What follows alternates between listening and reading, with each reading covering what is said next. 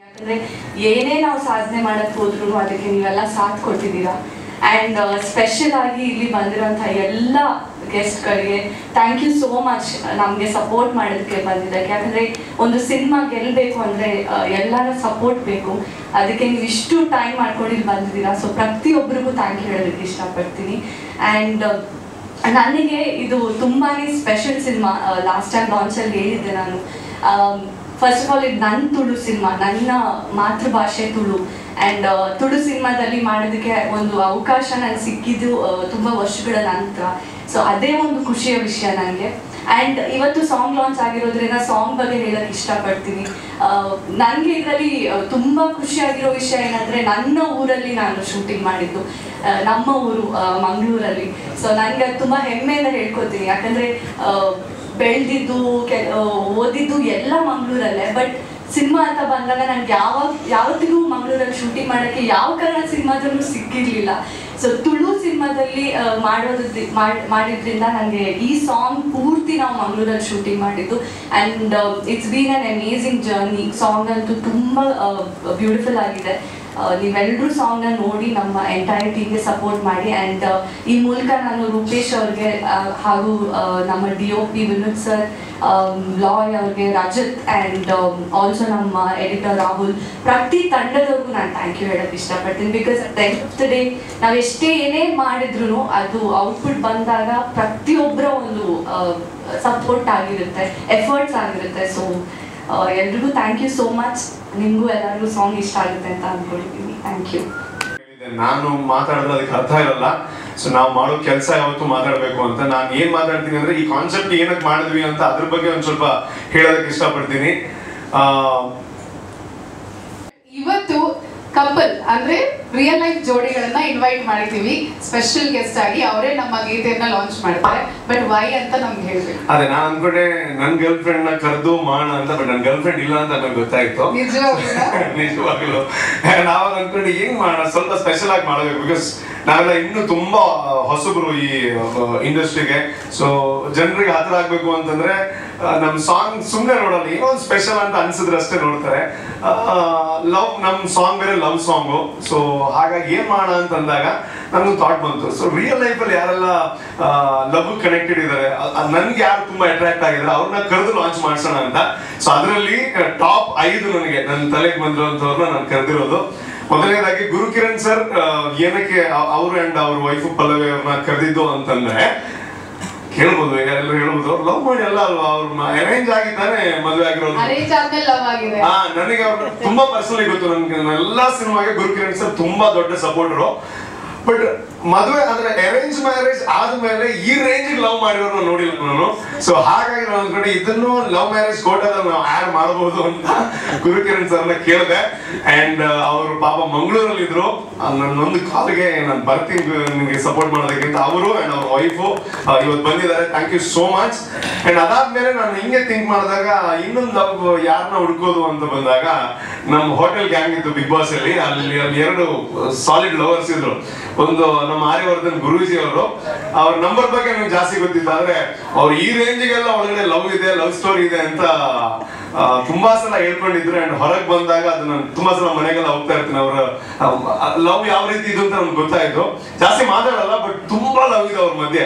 And Guruji ಅವರು definitely ನನ್ guest ಅಂತ ನಾನು ಫಿಕ್ಸ್ ಆಗಿದ್ದೆ. ಅಂಡ್ ರಜಿತಾ ಮೇಡಮ್, ನೀವು ಕೂಡ ಬಂದಿದ್ದಕ್ಕೆ thank you so much. And ನಿಮ್ಮ ಪ್ರೀತಿಯ ಕಾಣಿಕೆ ನಿಮ್ಮ ಮಗಳು ಆಲಿಯಾ. ಓಕೆ, ಅದು ಆಬಿದ್ ಆಲಿಯಾ ಯಾವಾಗಲೂ ಕನ್ಫ್ಯೂಸ್ ಆಗೋದು, 2 ಹೆಸರು ಇರೋದ್ರಿಂದ ಹಾಡೆಲ್ಲ ಮಾಡಿದೀನಿ. ಆಲಿಯಾ ಆಬೇದ ವೆಲ್ಕಮ್, ಆಯ್ತಾ. ಅಂಡ್ ಅದಾದ್ಮೇಲೆ ರೂಪೇಶ್ ರಾಜಣ್ಣ ಅವ್ರು ಏನಕ್ಕೆ ಅಂತಂದ್ರೆ, ಬಿಗ್ ಬಾಸ್ ಅಲ್ಲಿ ಒಂದಿನ ರಾತ್ರಿ ಅಂದ್ರೆ ಮನೆಯವರೆಲ್ಲ ಬರುವಂತ ಟಾಸ್ಕ್ ಇತ್ತು. ಆವಾಗ ಅವ್ರ ಹೆಂಡತಿ ಬಂದಾಗ ಅವ್ರ ಕಾಲಿಗೆಲ್ಲ ಬಿದ್ದಿರುವಂತ ಒಂದು ಸನ್ನಿವೇಶ ನೀವೆಲ್ಲ ನೋಡಿರ್ತೀರಾ. ಸೊ ಪ್ಯೂರ್ ಲವ್ ಏನು ಅಂತ ಅವ್ರು ಪ್ರೂವ್ ಮಾಡಿದ್ರು ಬಿಗ್ ಬಾಸ್ ಅಲ್ಲಿ. ಸೊ ಹಾಗಾಗಿ ಡೆಫಿನೆಟ್ಲಿ ಟಾಪ್ 5 ಅಂತ ಬಂದಾಗ ರೂಪೇಶ್ ರಾಜಣ್ಣ ಅಂಡ್ ಅವ್ರ ವೈಫು, ನಮಗೆ ಅಕ್ಕ ಅವರು. ಸೊ ಅವ್ರು ಕೇಳಿದ ತಕ್ಷಣ ನಾನು ಅವ್ರ ಹತ್ರ ಕೇಳಿಲ್ಲ ನೀವು ಎಲ್ಲಿದ್ದೀರಾ ಅಂತ. ನನ್ ನಿಂಗ್ ಫಂಕ್ಷನ್ ಇದೆ, ಗುರುಜಿ ಮತ್ತೆ ರೂಪೇಶ್ ರಾಜಣ್ಣ ಅವ್ರಿಗೆ ಅಫಿಷಿಯಲ್ ಆಗಿ ಏನು ಕರೆದಿಲ್ಲ, ಹಿಂಗಿದೆ ನೀವು ಬರ್ಬೇಕು ಅಷ್ಟೇ ಅಂತ ಪಾಪ ಬಂದಿದ್ದೀರಾ. Thank you so much.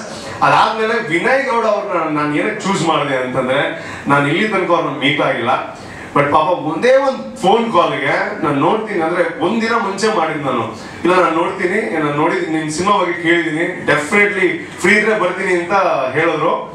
ಆಮೇಲೆ 10 ನಿಮಿಷ ಕಾಲ್ ಮಾಡಿ ಡೆಫಿನೆಟ್ಲಿ ಬರ್ತೀನಿ ಅಂತಂದ್ರು. So sweet of you.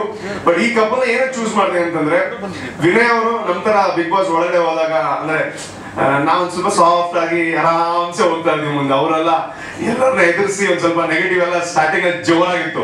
ಆವಾಗ ಅವ್ರ ವೈಫು ಅಕ್ಷತಾ ಮೇಡಮ್ ಅವರು ಅವ್ರ ಪರ ನಿಂತಿರೋ ರೀತಿ ನೋಡಿದ್ರೆ, ಸೋಷಿಯಲ್ ಮೀಡಿಯಾದಲ್ಲಿ ಅವ್ರು ಏನ್ ಗಂಡನ ಬಗ್ಗೆ ಮಾತಾಡಿದ್ದು ಅಂಡ್ ಅವ್ರ ರಿಯಲ್ ಲೈಫ್ ಲವ್ ಸ್ಟೋರಿನ ಕೇಳಿದಾಗ ನನಗೆ ಡೆಫಿನೆಟ್ಲಿ ಅವ್ರಿದ್ರೆ ಈ ವೇದಿಕೆ ಇನ್ನೂ ಚೆನ್ನಾಗುತ್ತೆ ಅಂತ ಅನ್ನಿಸ್ತು. ಅವ್ರಿಬ್ರು ಬಂದಿದ್ದಕ್ಕೆ thank you so much Vinay and Akshata ma'am, thank you so much. And ಇನ್ನೊಬ್ರು ನಮ್ಮ ಕೆಟಗರಿ ಅವರು ಅಂದ್ರೆ ನಾನು ಆಂಕರು, ಅವರೇ ಆಂಕರು, ನಿರಂಜನ್ ದೇಶಪಾಂಡೆ. ಅವ್ರು ಇನ್ನೂ ಆನ್ ದಿ ವೇನಲ್ಲೇ ಇದ್ದಾರೆ, ಟ್ರಾಫಿಕ್ ಅಲ್ಲೇ ಇದ್ದಾರೆ. ಆದಷ್ಟು ಬೇಗ ಅವ್ರ ವೈಫ್ ಬರ್ತಾರೆ ಅಂತ ಅನ್ಕೋತಾ ಇದೀನಿ. ಅಂಡ್ ಅವ್ರು ಏನಕ್ಕೆ ಅಂತಂದ್ರೆ, ಅವರು ಹಾಗೆ ತುಂಬಾ ಮಾತಾಡ್ತಾರೆ, ಇಬ್ರು ತುಂಬಾ ಆಕ್ಟಿವ್ ಕಪಲ್ ಅವರು. ಸೊ ಅವರ ಪ್ರೀತಿ ಕೂಡ ಒಂದ್ ರೀತಿಯಲ್ಲಿ ತುಂಬಾ ಅಟ್ರಾಕ್ಟ್ ಆದಂತ ಒಂದು ಕಪಲ್ ಅಂತ ಹೇಳ್ಬೋದು. ಅವರು ಇನ್ನು ಸ್ವಲ್ಪ ಹೊತ್ತಲ್ಲಿ ನಮ್ಮನ್ನು ಸೇರ್ಕೊಳ್ತಾರೆ. ಸೊ ಇದು ನನ್ನ ಕಾನ್ಸೆಪ್ಟ್. ಸೊ ಇವತ್ತು ಈ ಲವ್ ಹಾಡನ್ನ, ಲವ್ ಯು ಅನ್ನುವಂತ ಸಾಂಗ್ ಅನ್ನ ಇವ್ರು ಸೇರಿ ಲಾಂಚ್ ಮಾಡಿದ್ರೆ ಒಂದು ವಿಶೇಷ ಅರ್ಥ ಬರುತ್ತೆ ಅಂತ ಅನ್ಕೋತೀನಿ. ಅಂಡ್ ಸಿನಿಮಾ ಬಗ್ಗೆ ನಾನು ಅದೇ ಒಂದು ಜೆನ್ಯೂನ್ ಆಗಿರುವಂತ ಎಫರ್ಟ್, ಅಂಡ್ ಇದೊಂದು ಸ್ಟ್ರೇಟ್ ಆಗಿರುವಂತ ತುಳು ಸಿನಿಮಾ, ಅಂಡ್ ಕನ್ನಡದಲ್ಲೂ ಬರ್ತಾ ಇದೆ, ಎರಡೂ ಭಾಷೆಯಲ್ಲೂ ಬರುವಂತಹ ಸಿನಿಮಾ. ಸೊ ಹಾಗಾಗಿ ಇಲ್ಲಿ ನಿಮ್ಮೆಲ್ಲರ ಪ್ರೋತ್ಸಾಹವನ್ನು ಬಯಸ್ತಾ ಇದ್ದೀನಿ. ನೀವು ಪ್ರತಿ ಸಲ ಬಂದು ಪ್ರೋತ್ಸಾಹ ಮಾಡ್ತಾ ಇದ್ದೀರಾ. Thank you so much. ಎಲ್ಲರಿಗೂ ಥ್ಯಾಂಕ್. ಅಂಡ್ ಎಸ್ಪೆಷಲಿ ಇವತ್ತಿದು ಮ್ಯೂಸಿಕ್ ಡೈರೆಕ್ಟರ್ ನ ವೇದಿಕೆ ಇದು. ಅವ್ರಿಗೆ ಬಂದಿಲ್ಲ ಏನಕ್ಕೆ ಅಂತಂದ್ರೆ 24ಕ್ಕೆ ನಮ್ಗೆ ಮಸ್ಕತ್ತಲ್ಲಿ ಪ್ರೀಮಿಯರ್ ಶೋ ಇದೆ. ಸೊ ಕೆಲಸಗಳು ಮುಗ್ದಿಲ್ಲ. ಸೊ ಹಾಗಾಗಿ ಅವ್ರ ಪಾಪ ಮ್ಯೂಸಿಕ್ ಮಾಡ್ತಾನೆ ಇದಾರೆ ಅಲ್ಲಿ. ಸೊ ಅವ್ರಿಗೂ ಥ್ಯಾಂಕ್ ಯು ಸೋ ಮಚ್. ನನ್ನ ಪ್ರೊಡ್ಯೂಸರ್ಸ್ ಅವ್ರಿಗೆ ಬರೋದೇ ಇಲ್ಲ ಇಲ್ಲೂ, ಅವರು ಏನೇ ಇದ್ರು ನಾವಿದೀವಿ, ನಿಮ್ ಮುಂದೆ ಹೋಗುವಂತ ಪ್ರೋತ್ಸಾಹ ಮಾಡ್ತಾ ಇರ್ತಾರೆ. ಅವ್ರಿಗೆಲ್ಲ ಥ್ಯಾಂಕ್ ಯು. ಅಂಡ್ ಬಂದಿರುವಂತ ಎಲ್ಲರಿಗೂ ಥ್ಯಾಂಕ್ ಯು. ಅಂಡ್ ಇನ್ನು ಲಾಂಚ್ ಮಾಡೋಣ. ಅಂಡ್ ನಮ್ಮ ಸಿಂಗರು ಬಂದಿದ್ದಾರೆ, Rajat Hegde. Thank you so much for the wonderful voice. Thanks ಅಲ್ಲ. ನನಗೇನು ಬರ್ದಿದ್ದು, ಆ ಫೋಟೋ ಕೆಳಗೆ ನಾನು ಬರ್ದಿದ್ದಲ್ಲ, ಪ್ರೀತಿಯಲ್ಲಿ ಗೆದ್ದ, ನಿಜ ಜೀವನದಲ್ಲಿ ಪ್ರೀತಿ ಗೆದ್ದ ಅಂತ. ಪ್ರೀತಿ ಗೆದ್ದ, ಪ್ರೀತಿಯಲ್ಲಿ ಯಾವತ್ತೂ ಬೀಳೋದೆ, ಗೆಲ್ಲೋದು ಯಾರಂದ್ರೆ ರೋಮಿಯೋ ಜೂಲಿಯಟ್ ಕ್ಲೈಮ್ಯಾಕ್ಸ್ ಗೊತ್ತು, ಲೈಲಾ ಮಜ್ನು ಕ್ಲೈಮ್ಯಾಕ್ಸ್ ಗೊತ್ತು, ಮಮತಾಜ್ ಶಾಜಾನ್ ಅದ್ರ ಕ್ಲೈಮ್ಯಾಕ್ಸ್ ಗೊತ್ತು. ಸೊ ಆಕ್ಚುಲಿ ರಿಯಲ್ ಪ್ರೀತಿ ಅಂತ ಯಾರು ಗೆದ್ದಿದ್ದಾರೆ ಅಂತ ಹೇಳಿದ್ರೆ ಆಕ್ಚುಲಿ ಗೆದ್ದವ್ರು ಯಾರು ಉಳಿದಿಲ್ಲ ಅಂತ ಅನ್ಸುತ್ತೆ. ಬಟ್ ಅಫ್ಕೋರ್ಸ್ ಸಿನಿಮಾದಲ್ಲಿ ಪ್ರೀತಿ ನೋಡೋಕೆ ತುಂಬಾ ಇಷ್ಟ ಆಗುತ್ತೆ ನನಗೆ. ಆಮೇಲೆ ನನ್ನ ಗರ್ಲ್ ಫ್ರೆಂಡ್ ಕರ್ಕೊಂಡು ಬರ್ಬೇಕಿತ್ತು.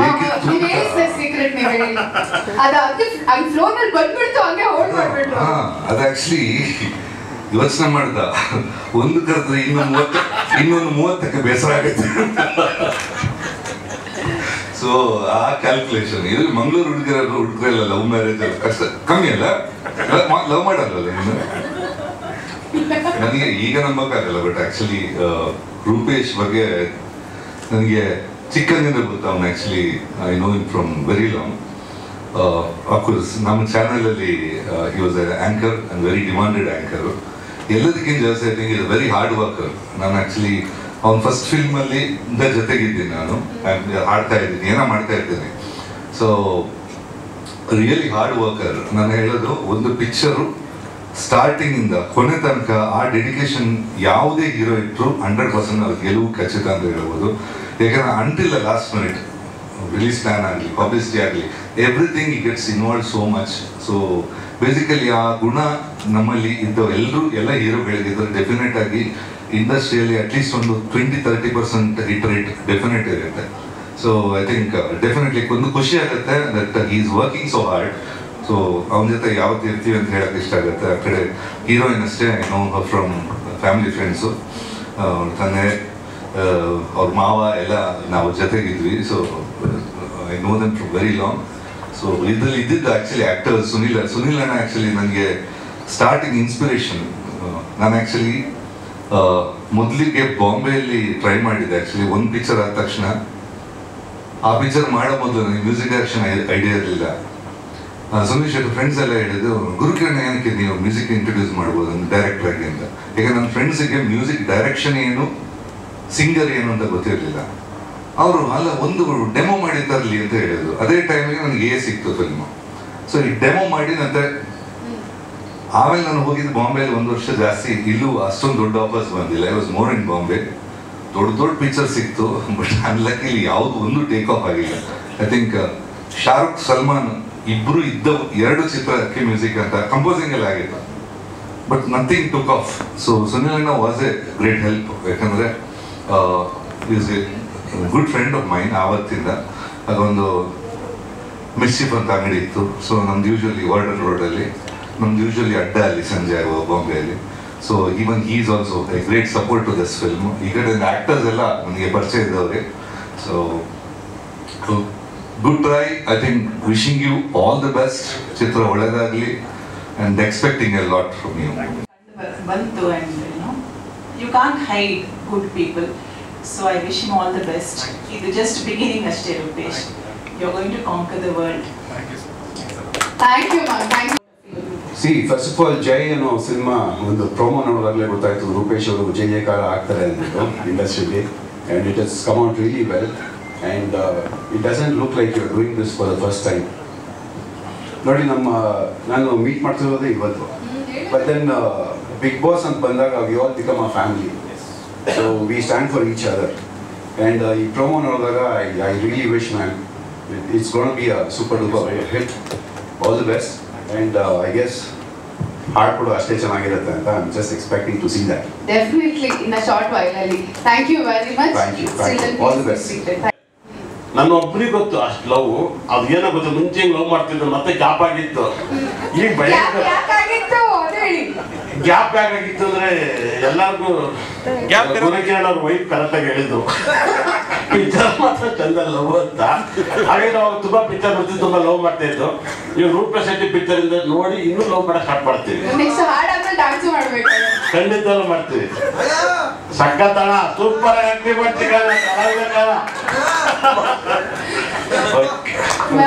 ನೀವ್ ಹೇಳಿ, ಅವ್ರು ಹೇಳಿದ್ರು, ಆದ್ರೆ ನಿಮಗೆ ಏನ್ ಅನ್ಸುತ್ತೆ? ಯಾಕಂದ್ರೆ ನಾವು ಅವರನ್ನ ತೆರೆ ಮೇಲೆ ನೋಡೋದಕ್ಕೂ ಅಥವಾ ಯಾವ್ದೊಂದು ಕಾರ್ಯಕ್ರಮದಲ್ಲಿ ನೋಡೋದಕ್ಕೂ, ಮನೆಯಲ್ಲಿ ನೀವು ನೋಡೋದಕ್ಕೂ ಹಸ್ಬೆಂಡ್ ಆಗಿ, ಸೊ ನಿಮ್ಗೆ ಏನ್ ಅನ್ಸುತ್ತೆ? ಇಲ್ಲ, ಲವ್ ಮಾಡುವಾಗ ಯಾವ ತರ ಇರುತ್ತೆ ಅಂತಂದ್ರೆ ಆಗ ಬರೀ ಲವ್ ಮಾತ್ರ ಇರುತ್ತೆ, ಬೇರೆ ಏನೂ ಇರಲ್ಲ, ಫ್ಯಾಮಿಲಿ ಇರಲ್ಲ, ಏನೂ ಇರಲ್ಲ. ಅವಾಗ ನಾವು ಅವ್ರಿಗಾಗ್ಲೇ ಅವ್ರು ನಮಗಾಗ್ಲೇ ಟೈಮ್ ಕೊಡೋಕ್ಕಿರುತ್ತೆ. ಮದ್ವೆ ಆದ್ಮೇಲೆ ಅದು ಆಗಲ್ಲ, ಫ್ಯಾಮಿಲಿ ಆಗ್ಬಿಡುತ್ತೆ.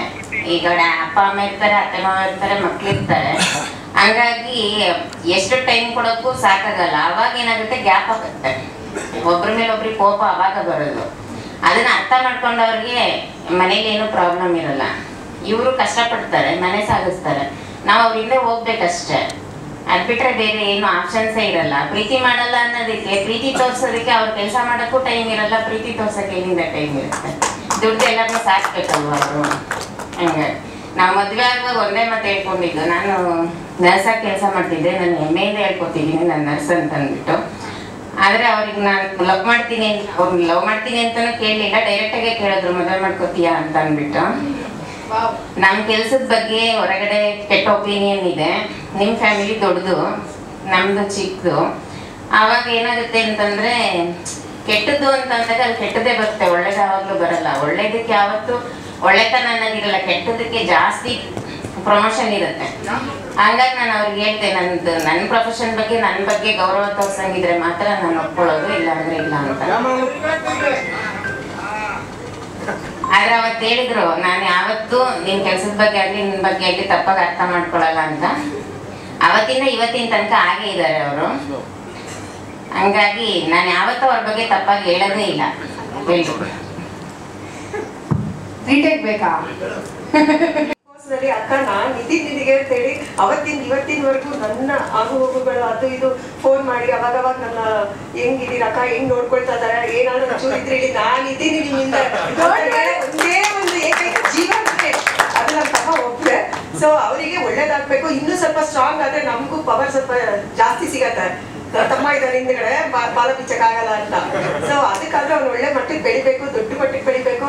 ನನ್ನ ಆಸೆ, ಕನಸು ಹಾಗೂ ನನ್ನ ಹಾರೈಕೆ ಸದಾ ಅವ್ರ ಜೊತೆಗಿರ್ತದೆ. ಆಲ್ ದ ಬೆಸ್ಟ್, ಇಡೀ ಟೀಮ್ಗೆ ಆಲ್ ದ ಬೆಸ್ಟ್. ತುಂಬಾ ಚೆನ್ನಾಗಿದೆ. Thank you very much for inviting us. ಬಾಲ ಏನಾದ್ರು ಬೆಳೆದಿದೆಯಾ?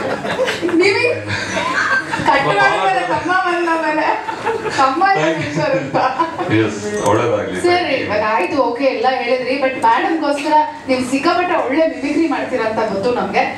ಯಾವ್ದಾದ್ರು ನಿಮ್ ಫೇವ್ರೆಟ್ ಆಕ್ಟರ್ ಅಥವಾ ನಿಮ್ ಫೇವ್ರೆಟ್ ವಾಯ್ಸ್ ಏನಾದ್ರು ಮಾಡ್ಯುಲೇಷನ್ ಮಾಡಿ ಇದ್ದಿದ್ದರಿಂದ ಅರೇಂಜ್ ಮ್ಯಾರೇಜ್ ಹೆಣ್ಣು ಕೊಡ್ತಾ ಇರ್ಲಿಲ್ಲ, ಈಗಲೂ ಕೊಡಲ್ಲ. ಅದರ ಪ್ರಶ್ನೆ ಎಂತ ದೊಡ್ಡ ಸ್ಟಾರ್ ಆಗಲಿ ಏನ್ ಮೀಡಿಯಾ ಬೇಡಪ್ಪ 4 ದಿನ ನ್ಯೂಸ್ ಅವ್ರು ಬಿಡ್ತಾರೆ ಅಂದ್ಬಿಡ್ತಾರೆ.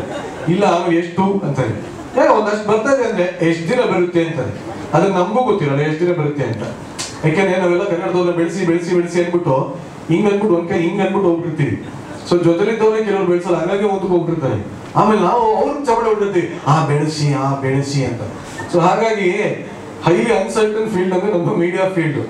ಸೊ ಇಲ್ಲಿ ಯಾವ್ದು ನಂಬಿಕೆ ಇಲ್ಲ, ಎಂಥದ್ದು ಇಲ್ಲ. ಅಂಥದ್ರಲ್ಲಿ ಅರೇಂಜ್ ಮ್ಯಾರೇಜ್ ಆಗೋದು ಬಹಳ ಕಷ್ಟ. ಸೊ ಅದಕ್ಕೆ ನಾವು ರಿಸ್ಕೇ ತಗೊಳ್ಳಿಲ್ಲ. ನಾನು ಚಿಕ್ಕ 3ನೇ ಕ್ಲಾಸಲ್ಲಿ ಇದ್ದಾಗ ಹೇಳಿದ್ದೆ ಆದ್ರೆ ಲವ್ ಆಗೋದು ಅಂತ. ಸೊ ಮಾತಿಗೆ ಉಳಿಸ್ಕೊಂಡು ಮಾತು ತಪ್ಪದ ಮಗನಾಗಿ ಇವಳ ಮದುವೆ ಆಗಿದ್ದೀನಿ. ಬಟ್ ನಂದು ಫೇಸೇ ನೋಡದೆ ಆಗಿದಂತ ಲವ್. ಅಂದ್ರೆ ಈಗಿನ ಕಾಲದಲ್ಲಿ ಪ್ರೊಫೈಲ್ ಅಲ್ಲಿ ಯಾವ ಫೋಟೋ ಹಾಕಿರ್ತಾರೆ ಅಂತ ಗೊತ್ತಾಗಲ್ಲ. ನನ್ ಪುಣ್ಯಕ್ಕೆ ನಾನು ನೋಡಿದ ಫೋಟೋ ಇವಳ ಮುಖ 2 ಒಂದೇ ಆಗಿತ್ತು. ಸೊ ಹಾಗಾಗಿ ಅಲ್ಲ ಇವಾಗ ಗೊತ್ತಾಗಲ್ಲ. ಇವಾಗಂತೂ ಯಪ್ಪ ಏನೋ ತೋರಿಸ್ತಾರೆ, ಅದೇನೋ ಇರುತ್ತೆ. ಹುಣ್ಣಿಮೆ ಚಂದ ತೋರಿಸ್ತಾರೆ, ಇಲ್ಲಿ ನೋಡೋದು ಸೀತಾಫಲ ಆಗಿರುತ್ತೆ. ಸೊ ವಿನಯ್ ಹೆಂಡತಿ ಕೂಡಿಸ್ದಂಗೆ ನನ್ನ ಹೆಂಡತಿ ಕೂಡ್ಸಕ್ ಹೋಗ್ಬಿಡಿ. ನನ್ ತಾಯಿನೇ ಆಗಲ್ಲ ನನ್ನ ಕೈಯಲ್ಲಿ ಹೇಳ್ಬಿಡಿ. ಇವಾಗ ಅದಂಗೆ ಮದ್ವೆ ಮೇಲೆ ನನ್ನ ಚಪ್ಪಿಕಲ್ ತಾವೇ ಇಲ್ಲ. Thank you. ಇದು ಬೆಳಗಾದ್ರೆ ಅದೇ ಮಾಡ್ತಾ ದಿನ ಕಾಣಿಸ್ತಾ ಇದಾರೆ. ಆಲ್ರೈಟ್, ಅದ್ವಿತಿ ಕೂಡ ಕಾಣಿಸ್ತಾ ಇದಾರೆ. ಸೊ ಈಗ ವಿನಯ್ ಮತ್ತೆ ಅಕ್ಷತಾ ಅವರು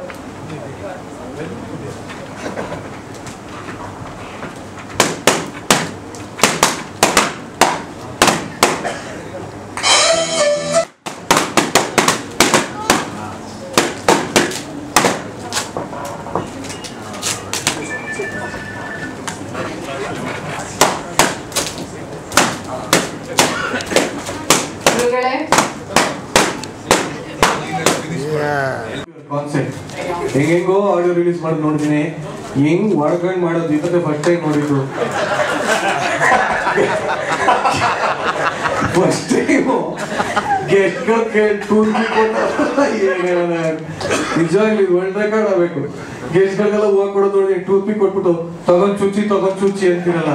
ಬಟ್ ಇಲ್ಲ, ವಿಭಿನ್ನವಾಗಿದೆ ನಿಮ್ ಸಿನಿಮಾ. ಇಷ್ಟೇ ವಿಭಿನ್ನವಾಗಿರ್ಲಿ ಅಂತ ಕೇಳ್ಕೊತಾ ಎಲ್ಲಿ ಚುಚ್ಚಲಿ.